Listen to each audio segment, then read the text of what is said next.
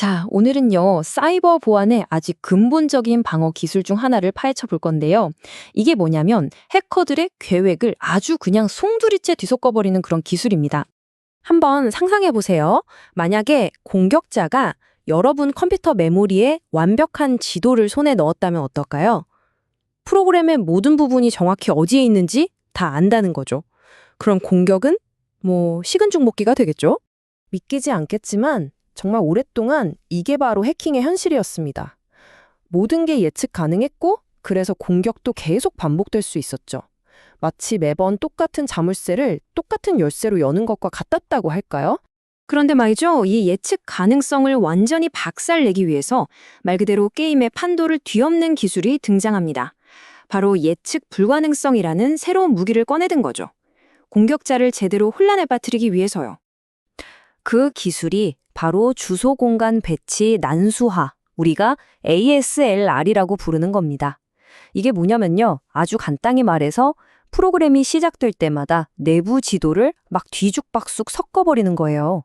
그러니까 공격자 입장에서는 더 이상 고정된 관역이 없는 셈이죠.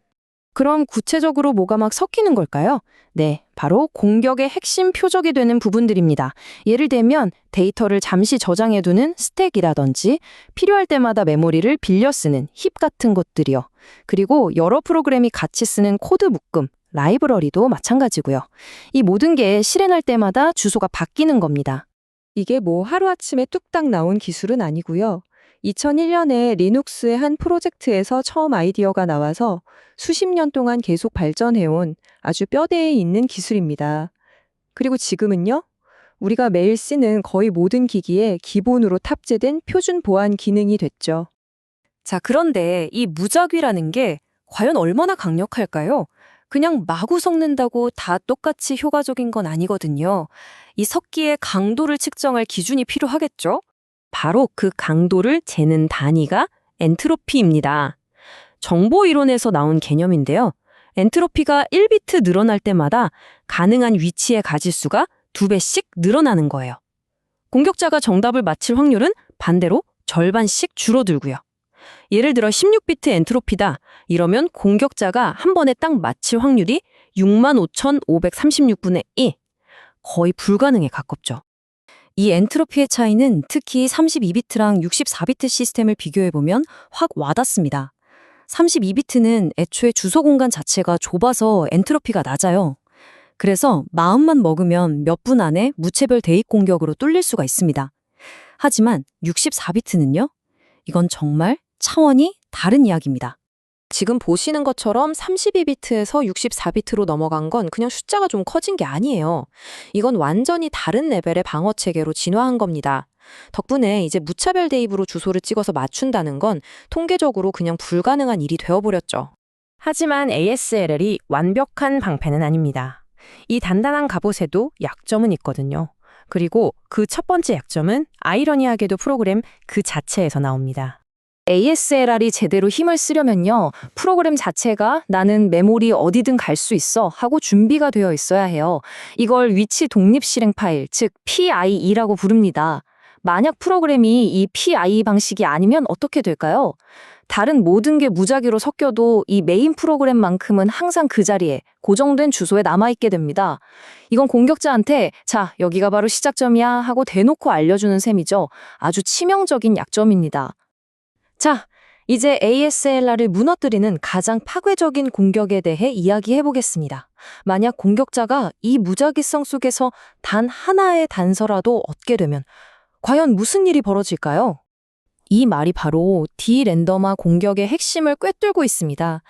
랜덤화된 시스템에서는요, 예측 가능한 정보 단 하나가 가장 큰 위협이 되는 거죠. 아무리 튼튼하게 엮인 사슬이라도 가장 약한 고리 하나, 즉 유출된 정보 하나 때문에 와르르 무너질 수 있다는 겁니다. 이 공격 과정은 생각보다 간단합니다. 자, 보세요. ASLR은 메모리 덩어리를 통째로 옮기는 거지 그 덩어리 안에 상대적인 거리, 그러니까 부품들 사이의 간격까지 바꾸진 않거든요. 그래서 공격자는 딱 하나의 주소만 알아내면 돼요. 그럼 그걸 기준으로 마치 별자리에서 기준별 하나를 찾고 나머지 별들의 위치를 계산하듯이 다른 모든 주소를 전부 계산해낼 수 있게 됩니다. 이렇게 되면 ASLR은 그냥 없는 거나 마찬가지가 되는 거죠. 자, 그럼 한 걸음 물러서서 생각해 봅시다. ASLR이 완벽하지도 않은데 현재 보안에서 도대체 어떤 진짜 의미를 갖는 걸까요? 여기서 가장 중요한 건 ASLR이 해킹이라는 게임의 규칙 자체를 근본적으로 바꿨다는 점입니다. 예전에는 계획만 잘 짜면 100% 성공하는 공격이었는데 이걸 마치 복권 당첨처럼 운에 맡겨야 하는 도박으로 만들어버린 거죠. 공격자 입장에서는 비용과 위험이 어마어마하게 커진 겁니다. 물론 근본적인 버그를 고치는 건 아니지만 그 버그를 이용하기는 훨씬 더 어렵게 만든 거죠.